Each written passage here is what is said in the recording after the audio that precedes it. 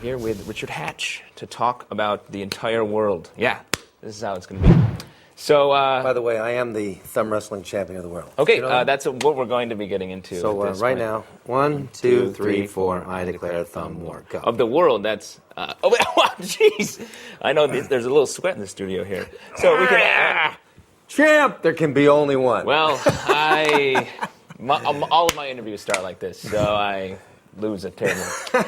I got to say, that's a quick thumb you have there. Thank you very much. Honed over years. I know, it's deadly.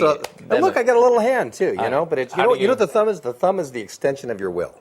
Oh. So how you use your will in the world. Some people are, like, very rigid and tight, and they force and they push. But, you know, really, it's like golf. You try too hard, your thumb gets stiff. Yeah. Let go. You can move it in any direction. That's the whole trick. It's pretty... What do you think about... But I take on anybody. Anybody wants to take on the thumb, the Hatch thumb, come seek me out. The Hatch thumb.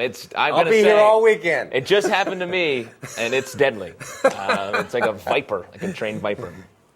So let's talk other thumb topics we have here. Okay. So you want to talk Battlestar first? Sure. Old, new, where's it going? Well, you know, I mean, it's amazing that Battlestar's been on, what? I mean, it was out 35 years ago now, which is hard to believe. I am ancient, okay? Still very athletic. The makeup doesn't get melt off, and then my real age comes forth, and you can see how old I really am. But it's amazing to have been on 2 shows. Both were groundbreaking. They had never made a theatrical-style series for TV ever in history. And nobody really embraced sci-fi back then. Even though sci-fi made more money than just about anything, the studios, the networks, everybody seemed to kind of have a, you know, this kind of attitude towards sci-fi. And I think George Lucas, when Star Wars came out and really kind of broke the ceiling and went through that wall, and all of a sudden they realized, oh my God, you know, the amount of money that's available here. And then TV started to pick it up, but they really didn't embrace it. They didn't get it, didn't understand it. So we were on for 1 season. We were in the top 10. We had 65 million people. And they didn't understand the merchandising, the marketing that could have generated billions of dollars. George Lucas took advantage of that, by the way. Yeah, the fact that they definitely didn't understand that.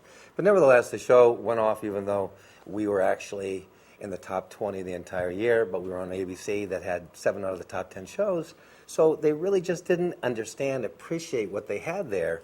And obviously over the last 30 years, sci-fi has become stronger and bigger, and obviously games and toys and TV shows and movies have really taken it to the next level. And then the new Battlestar comes back, and you know what we didn't get in the first show, which was critical acclaim, here we got the real premise of Battlestar was taken to this next level with some wonderful actors, writers, directors, and producers who really went into the core story, got critical acclaim. I think Time Magazine called it the #1 best drama on TV, period.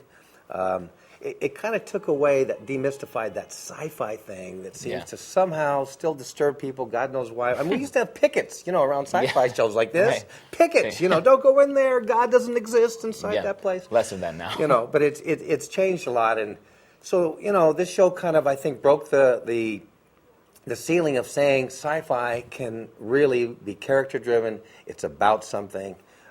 It mirrors back and reflects a lot of what's going on in the world. Great sci-fi has always been visionary.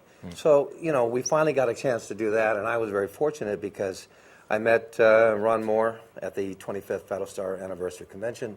We got to know each other, and he asked me if I would be interested in coming on and doing something. And he told me it's a political, a la Nelson Mandela style role, only a little darker. Yeah. You know, you're going to get to kill everybody. Yeah. No, but the point was I got a chance to come back and actually play, for me, a complex, enigmatic, really, really interesting, multi-layered character, which is what every character was like on that show. So it attracted some of the best actors, best writers, best directors. We had 5 handheld cameras.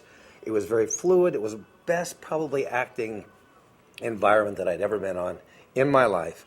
And then the rest is history. I mean, I think it went out there and did things that no other sci-fi show has done.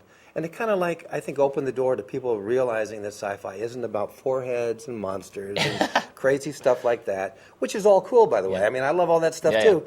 But it's about real characters, real story, things we can all relate to. And they just found an incredible way to do that. And now I think what they're doing is, where do we go next? Caprica's out. That's the prequel. And then they're working on a movie. theatrical movie based on the original, believe it or not, with Bryan Singer, who directed X-Men. Yeah. And Glenn Larson coming back, and they're developing a script. And I think Tom DeSanto, who also was one of the producers for X-Men, was involved in that. So there's a lot going on in the Battlestar universe.